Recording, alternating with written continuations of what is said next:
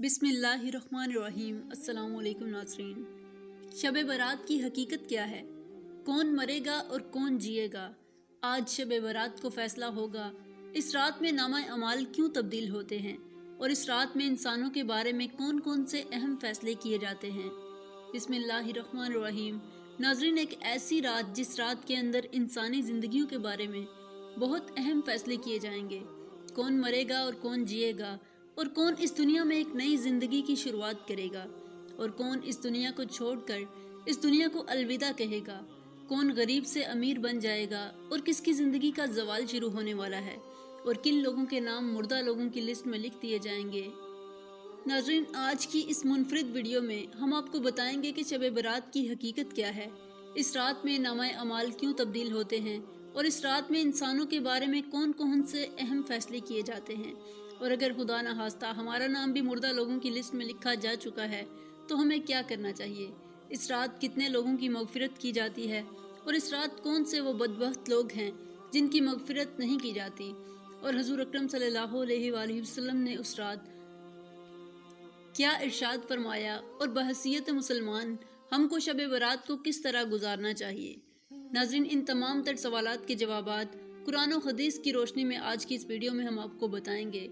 ناظرین، شعبان المعظم کی 15ویں رات کو شب برات کہا جاتا ہے۔ شب رات کو کہتے ہیں اور برات کے معنی ہے بری ہونا، چونکہ اس رات کو مسلمان توبہ کر کے اور اللہ تعالیٰ کی بارگاہ میں اپنے گناہوں کی معافی طلب کرتے ہیں، اور اللہ تعالیٰ کی بارگاہ میں اپنے گناہوں کو چھوڑنے کا عہد کرتے ہیں، تو اللہ تعالیٰ اپنی رحمت کے صدقے بے شمار مسلمانوں کو جہنم سے نجات دیتا ہے۔ اس لیے اس رات کو شب برات کہتے ہیں۔ حضرت عطا بن یسار رضی اللہ تعالیٰ عنہ بیان کرتے ہیں کہ لیلۃ القدر کے بعد شعبان کی 15ویں رات سب سے افضل رات ہے۔ ناظرین، آپ کو بتاتے چلیں کہ شب برات فرشتوں کے لیے اللہ تعالیٰ نے عید کا دن مقرر کیا ہے۔ جس طرح کہ اللہ تعالیٰ نے زمین پر رہنے والے انسانوں کو 2 عیدیں عطا فرمائیں، اس طرح اللہ تعالیٰ نے آسمان والوں کے لیے بھی 2 عیدیں مقرر کر رکھی ہیں، ایک شب برات اور دوسری شب قدر۔ انسان چونکہ یہ دونوں عیدیں دن میں مناتے ہیں، فرشتے یہ دونوں عیدیں رات کو مناتے ہیں۔ اللہ تعالیٰ نے ان دونوں راتوں کو فرشتوں کے لیے عید اس لیے مقرر کیا کیونکہ انسان رات کو سو جاتا ہے، جبکہ فرشتے رات کو سوتے نہیں، وہ ہر وقت اللہ تعالیٰ کی عبادت میں مصروف رہتے ہیں۔ ناظرین، شب برات کے متعلق اللہ تعالیٰ قرآن پاک میں ارشاد فرماتا ہے، قسم ہے اس روشن کتاب کی، بے شک ہم نے اسے برکت والی رات میں اتارا ہے، بے شک ہم ڈر سنانے والے ہیں، اور اس میں بانٹ دیا جاتا ہے ہر حکمت والا کام۔ اس آیت کریمہ کی تفسیر میں مفسرین لکھتے ہیں کہ اس شب سے مراد شب قدر یا شب برات ہے، اور حضرت اکرمہ رضی اللہ تعالیٰ عنہ اور دیگر مفسرین بیان کرتے ہیں کہ لیلۃ المبارکہ سے مراد شب برات ہے۔ ناظرین، اس رات کے اندر ان تمام لوگوں کی فہرست تیار کی جاتی ہے جو اس دنیا کے اندر رہنے والے ہیں،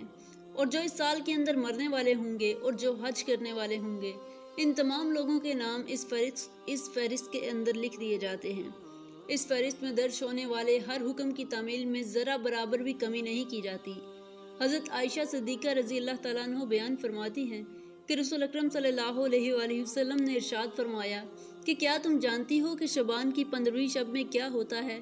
تو حضرت عائشہ صدیقہ رضی اللہ تعالیٰ عنہ نے عرض کیا، یا رسول اللہ صلی اللہ علیہ وآلہ وسلم، آپ ہی ارشاد فرما دیجئے۔ تو نبی کریم صلی اللہ علیہ وآلہ وسلم نے ارشاد فرمایا کہ آئندہ سال میں جتنے بھی پیدا ہونے والے ہوتے ہیں وہ اس رات میں لکھ دیے جاتے ہیں، اور جتنے لوگ آئندہ سال میں مرنے والے ہوتے ہیں وہ بھی اس رات میں لکھ دیے جاتے ہیں، اور اس رات میں لوگوں کے سال بھر کے اعمال اٹھائے جاتے ہیں، اور اس رات میں لوگوں کا رزق مقرر کیا جاتا ہے اور رزق اتارا جاتا ہے۔ حضرت عطا بن یسار رضی اللہ تعالیٰ عنہ بیان فرماتے ہیں کہ شعبان کی 15ویں رات اللہ تعالیٰ ملک الموت کو ایک فہرست دے کر حکم فرماتے ہیں کہ جن جن لوگوں کے نام اس فہرست میں لکھے ہیں ان کی روحوں کو آئندہ سال مقررہ وقتوں پر قبض کرنا۔ ناظرین، اس رات میں لوگوں کی زندگی اور موت کا فیصلہ ہو چکا ہوتا ہے، جبکہ لوگوں کے حالات یہ ہوتے ہیں کہ وہ اپنی دنیا میں مگن ہوتے ہیں۔ کوئی اپنا بینک بیلنس بڑھانے کی فکر میں لگا ہوتا ہے، تو کوئی اپنا کوٹھی اور بنگلہ تیار کرنے کی کوشش میں لگا ہوتا ہے، تو کوئی اپنی شادیوں کی تیاریوں میں لگا ہوتا ہے۔ یہ نہیں جانتا کہ اس کا نام مردہ لوگوں کی لسٹ میں لکھا جا چکا ہے۔ حضرت عثمان بن محمد رضی اللہ تعالیٰ عنہ سے مروی ہے کہ سرور کائنات حضرت محمد مصطفیٰ صلی اللہ علیہ وآلہ وسلم نے ارشاد فرمایا کہ ایک شبان سے دوسرے شبان تک لوگوں کی زندگی کرنے کا وقت اس رات میں لکھا جا چکا ہوتا ہے، یہاں تک کہ انسان شادی بیاہ کرتا ہے اور اس کے بچے پیدا ہوتے ہیں، حالانکہ اس کا نام مردوں کی فہرست میں لکھا جا چکا ہوتا ہے۔ ناظرین، شب برات کی ایک بہت بڑی خصوصیت یہ بھی ہے کہ اس رات میں اللہ تعالیٰ بے شمار لوگوں کی بخشش فرماتا ہے، جیسا کہ حضرت عائشہ صدیقہ رضی اللہ تعالیٰ عنہ بیان فرماتی ہیں کہ ایک رات میں نے حضور اکرم صلی اللہ علیہ وآلہ وسلم کو اپنے پاس نہ پایا تو میں آپ کی تلاش میں نکلی۔ میں نے دیکھا کہ حضور پاک صلی اللہ علیہ وآلہ وسلم جنت البقیع میں تشریف فرما ہیں، اور آپ نے فرمایا، کیا تمہیں یہ خوف ہے کہ اللہ تعالیٰ اور اس کا رسول تمہارے ساتھ زیادتی کریں گے؟ میں نے عرض کیا، یا رسول اللہ صلی اللہ علیہ وآلہ وسلم، مجھے یہ خیال ہوا کہ شاید آپ کسی دوسری اہلیہ کے پاس تشریف لے گئے ہیں۔ تو حضور اکرم صلی اللہ علیہ وآلہ وسلم نے ارشاد فرمایا، بے شک اللہ تعالیٰ شبان کی 15ویں شب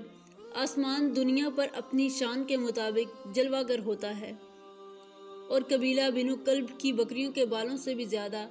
لوگوں کی مغفرت فرماتا ہے۔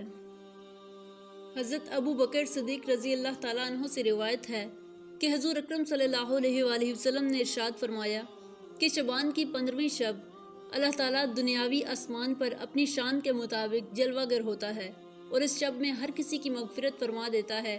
سوائے ان لوگوں کے جو شرک کرنے والے ہوں اور بغض رکھنے والے ہوں۔ اور ایک دوسری روایت میں آتا ہے کہ نبی کریم صلی اللہ علیہ وآلہ وسلم نے ارشاد فرمایا کہ اللہ تعالیٰ شبان کی شب اپنے رحم و کرم سے تمام مخلوقات کی بخشش فرما دیتا ہے سوائے ان لوگوں کے جو شرک کرنے والے اور کینہ رکھنے والے ہوں۔ حضرت عبداللہ بن عمر بن عاص رضی اللہ تعالیٰ عنہ سے روایت ہے کہ حضور اکرم صلی اللہ علیہ وآلہ وسلم نے ارشاد فرمایا کہ شبان کی 15ویں رات میں اللہ تعالیٰ اپنی رحمت سے 2 شخصیات کے علاوہ سب لوگوں کی مغفرت فرما دیتا ہے، ایک وہ شخص جو کینہ رکھنے والا ہو، اور دوسرا وہ جو کسی کو ناحق قتل کرنے والا ہو۔ ناظرین، شب برات میں فرشتوں کو بعض امور سونپ دیے جاتے ہیں، اور شب برات ایک ایسی رات ہے جس میں اللہ تعالیٰ مسلمانوں کی مغفرت فرماتا ہے اور دعاؤں کو قبول کرتا ہے، جیسا کہ حضرت عثمان رضی اللہ تعالیٰ عنہ روایت کرتے ہیں کہ حضور اکرم صلی اللہ علیہ وآلہ وسلم نے ارشاد فرمایا، جب شبان کی 15ویں شب آتی ہے تو اللہ تعالیٰ دنیاوی آسمان کی طرف تشریف لاتے ہیں، اور یہ اعلان ہوتا ہے کہ ہے کوئی مغفرت طلب کرنے والا کہ اس کے گناہ بخش دوں، ہے کوئی مجھ سے معافی مانگنے والا کہ اسے معاف کر دوں، ہے کوئی مجھ سے مانگنے والا کہ میں اسے عطا کروں۔ اس وقت اللہ تعالیٰ سے جو مانگا جائے گا وہ ملتا ہے، وہ سب کی دعا قبول فرماتا ہے سوائے بدکار عورت اور مشرک شخص کے۔ حضرت علی رضی اللہ تعالیٰ عنہ سے روایت ہے کہ حضور اکرم صلی اللہ علیہ وآلہ وسلم نے ارشاد فرمایا، جب شبان کی 15ویں رات آتی ہے تو رات کو قیام کرو اور دن کو روزہ رکھو، کیونکہ غروب آفتاب کے وقت سے ہی اللہ تعالیٰ کی رحمت آسمان دنیا پر نازل ہو جاتی ہے، اور اللہ تعالیٰ ارشاد فرماتا ہے کوئی مغفرت طلب کرنے والا کہ میں اس کو بخش دوں، ہے کوئی مصیبت زدہ کہ اسے مصیبت سے نجات دوں۔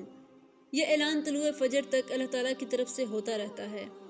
ناظرین، حضور اکرم صلی اللہ علیہ وآلہ وسلم نے ارشاد فرمایا کہ شبان میرا مہینہ ہے اور رمضان اللہ تعالیٰ کا مہینہ ہے۔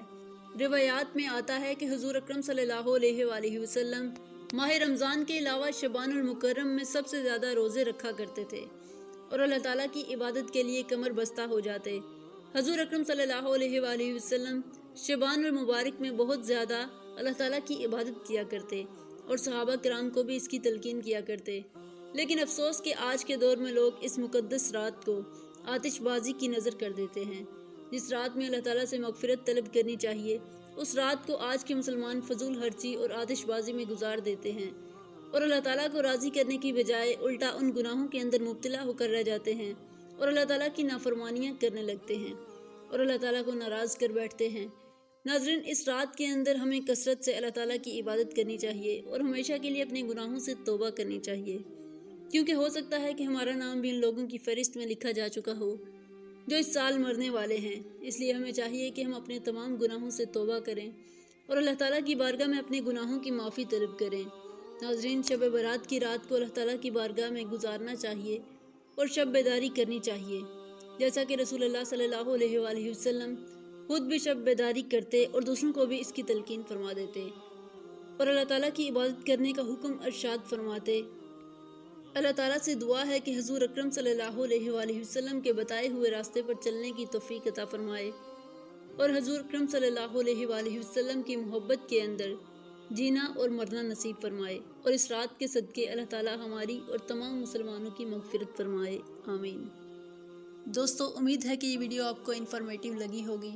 ویڈیو اچھی لگی ہو تو ویڈیو کو لائک کریں اور چینل کو سبسکرائب کریں تاکہ مزید ایسے اسلامک واقعات کے ویڈیوز آپ تک بآسانی پہنچ سکیں۔